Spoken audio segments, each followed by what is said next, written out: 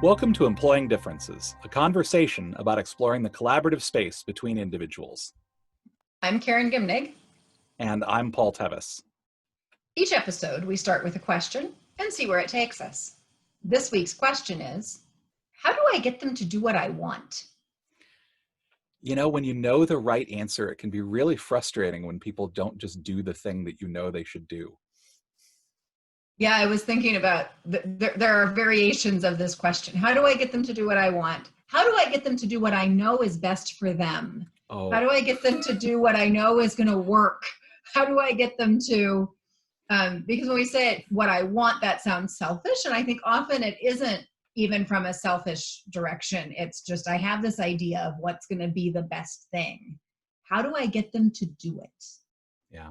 How do I get them to buy into this solution? Mm-hmm. Yeah. In my coach training, one of the things that we talked about was working with groups. The idea that the group is an 800-pound gorilla. Don't try to arm wrestle it because it will rip your arms off.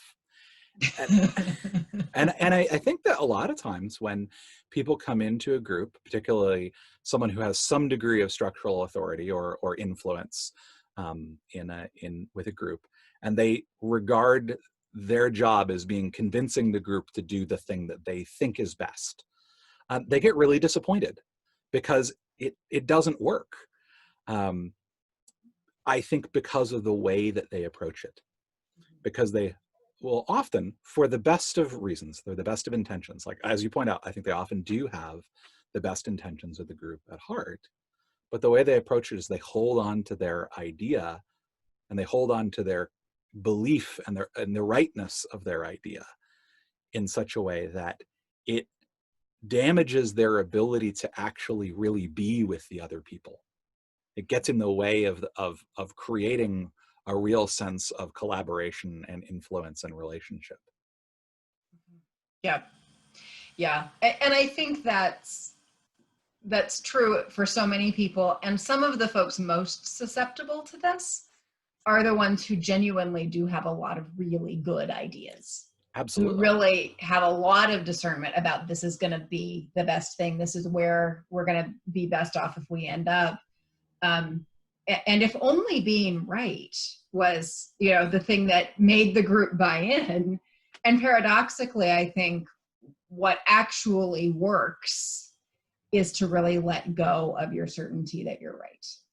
To be willing for that not to be the thing for the group to do. Mm-hmm. One of the things you and I have talked a bit about, and that I use a lot in my facilitation work, is the idea of inviting people to do things. That actually, even when I give instructions in my workshops, I will say things like, so I invite you to turn to the person next to you and have a conversation about this. Because it really emphasizes that they are at choice, right? I'm suggesting that they do this because I think it will be useful for them. But they get to decide because they may know a very good reason why that's not going to work. And now I'm actually letting them decide whether or not they want to do it. I'm suggesting and I'm inviting, but I'm not requiring. And a lot of people don't necessarily pick that up in the workshops that I do unless I draw attention to it. But I also feel like I can feel the energy show up a little bit differently when I do that because I'm also showing up differently. Mm-hmm. Yeah. And I think there's a lot of possible languages for that. I mean, I think each person finds theirs. So I do think invitation is the concept, but it can be, if you are willing to, or I have this idea. I think there's a lot of like dialing back, most of us had a third grade teacher or thereabouts. It was my third grade teacher who, as I was being taught to write an essay, and I would write, well, I think that, and they'd say, no, don't say that you think, just say it's true. And so now we do that. Like, so the thing we need to do is, right. And everybody in the room goes, oh, like backing way off of it. And so retraining ourselves to own that our ideas are that. There are ideas. So I saw this thing that I thought might work for us. Mm-hmm. Would you be willing to try it out? That kind of approach. And here's the big secret. We can give you all sorts of ways to word it. It doesn't work if you don't mean it. Yes. If what you mean is, this is the idea and this is how we have to do it, and in your head you're in the space of, I'm trying to make the group do this thing, you can use all the invitational language you want and it's not going to be received as invitational. But if it's genuinely invitational, meaning you are prepared to really hear the group say nope, or I don't think so, or couldn't we do it this other way? If you're really open to that, 90% of the time the group's going to say, sure, we'll do it your way. Yeah. And when they aren't, they'll actually find a better way.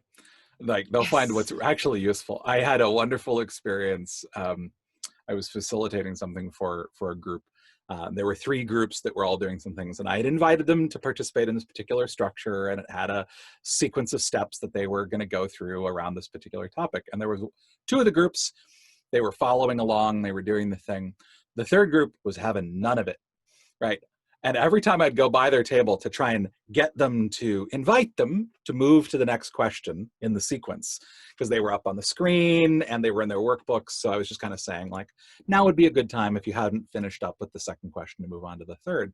I would come by their table and they would be deep in conversation, not about the thing that I'd asked them to talk about, but the thing that they needed to be talking about. And they would shoo me away. And I eventually stopped going over to the table because I would start to walk over there and they were going, ah. And it was a moment for me as a facilitator where I was able to step into that space of going, my job is not to control the room. My job is to catalyze useful conversations around particular topics. And if what I have invited people to do is not the useful way for them to engage with it, and they have found a way that they will engage with it, my job is to back off and let them have the conversation they need to have. Yeah, and I think what you're demonstrating there is what I think of as a really profound trust in the group. And that's a vulnerable thing when you're a facilitator or a leader, to be able to say, I might be wrong. I might not be the one who knows. And to let go and to really believe that even if the group is wanting to do something that everything you ever have thought of says this isn't the right thing, to be willing to say, if that's what the group knows that it needs to do, it is the right thing.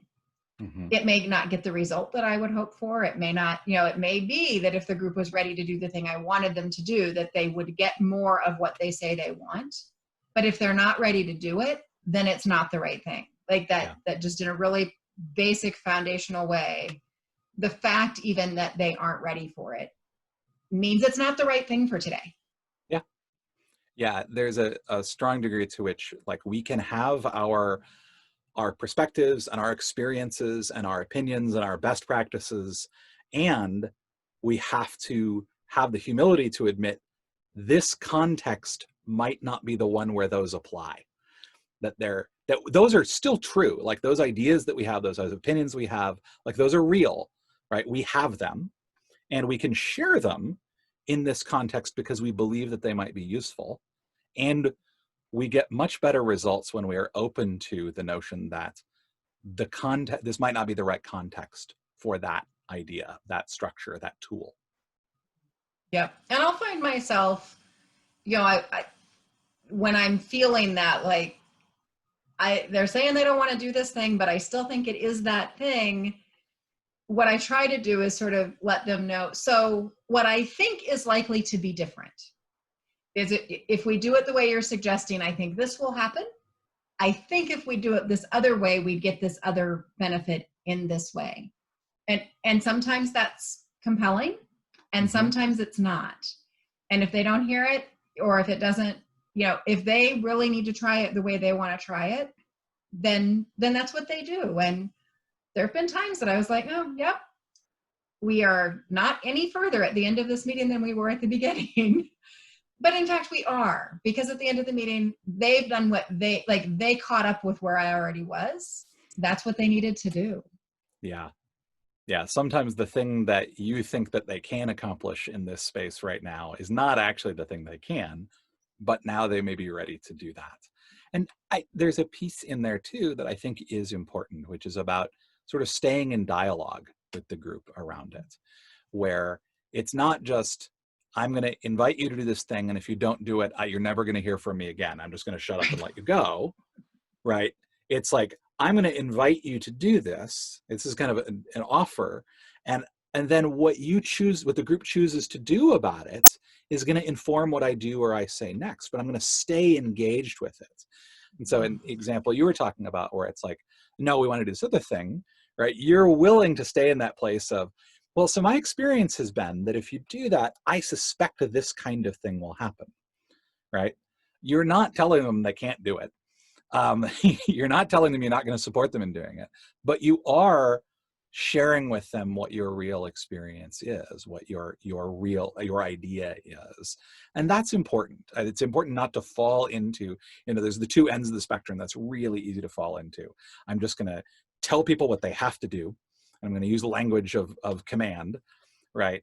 Or I'm going to completely wimp, right? I'm just going to say, it would be really nice if you could do this thing, but if you don't want to, that's not a big deal, right?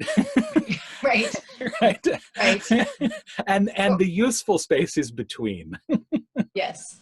Well, and then there's the third option, which you sort of alluded to in there of, and if you won't do it my way, I'm going to take my toys and go home. Yes. Which is that piece you were talking about staying engaged. And I think one more piece of why this matters is that the invitational approach, what it does is it really protects their agency. That each member of the group has fully intact the agency to have their own opinions, to have their own thoughts, to make their own decisions about what that person, each person gets to say, this is what I'm going to do. Mm-hmm. And it's amazing how when I have my agency that I know I get to decide, mm-hmm. I actually can decide to do the thing that's vulnerable or scary or doesn't feel safe because I got to pick it. Yeah. There's several different avenues of neuroscience research and models that talk about how preserving people's sense of autonomy allows them to go to that more difficult, more vulnerable space, because their brains are less head up about it, right? They really are able to go, oh, okay, I'm choosing to do this. So, okay, yeah, I will go there. I would more willing, and I'm more able to go to that space than if I were told that I didn't have a choice, right? If it were strongly suggested that Yeah. And that brings us back, I think, to really where we started, which is that this invitational approach, although it will not always result in people doing what you want, it probably will. It either will, or it will reveal that the thing that you thought was the right thing for the group was not actually the right thing for the group. But in my experience, 9 times out of 10, if I'm willing to let it go however it needs to go, it will go very much the way I had wanted it to begin with. Yeah, it really reveals whether or not it was possible. Mm-hmm. Yeah. So I think that's probably going to do it for us today. Until next time, I'm Karen Gimnig. And I'm Paul Tevis. And this has been Employing Differences.